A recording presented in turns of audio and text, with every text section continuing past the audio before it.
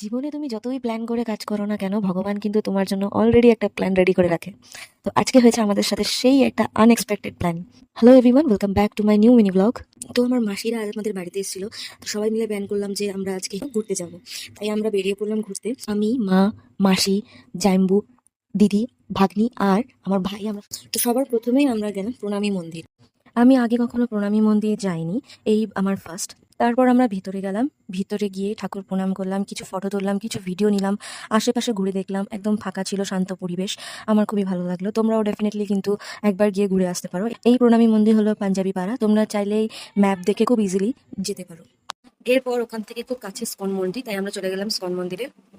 যখনই আমি মন্দিরে আসি আমি কিন্তু গাড়ির নিচে জুতা রাখি, আমি জুতা নিয়ে ভিতরে যাই না। এটার মেন কারণ হলো ভিতরে গিয়ে টাকা দিতে হবে জুতা রাখার জন্য, তো সেটা আমি করি না।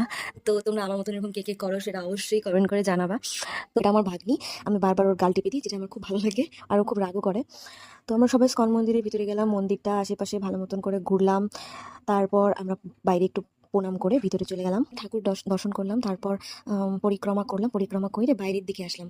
তো আমার মতন কে কে স্কন মন্দিরে আসলে এরকম নাম্বার দেওয়া পথগুলোতে হাঁটে সবাই কমেন্ট করে জানাও। তো আমরা খুবই মজা করলাম, আর দিনটা প্রচণ্ড গরম ছিল। আর এখানে লেখা ছিল no reels no video, but আমাকে কে আটকায় বলো, আমি তো ভিডিও করছি। আর আমার মা বললো একটা ফটো তুলে দিতে, তাই আমি মার কয়েকটা ফটো তুলে দিলাম। আর দিদি জানবো এখানে ফটো সেশন চলছে, তো দেখতেই পারছো তোমরা, প্রচুর ভিড়, খুবই ভিড় ছিল সেদিন। আর প্রচণ্ড গরমও ছিল, অতিরিক্ত গরম ছিল।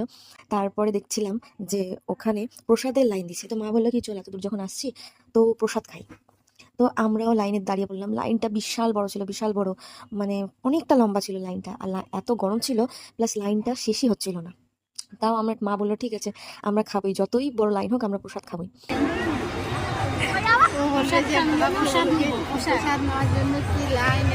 তো প্রসাদের লাইনে দাঁড়িয়ে যখন আমরা ভিতরে গেলাম, তখন দেখতে পারলাম যে সেদিন ছিল জগন্নাথ দেবের স্নান যাত্রা। আর সেটা আমরা জানতাম না।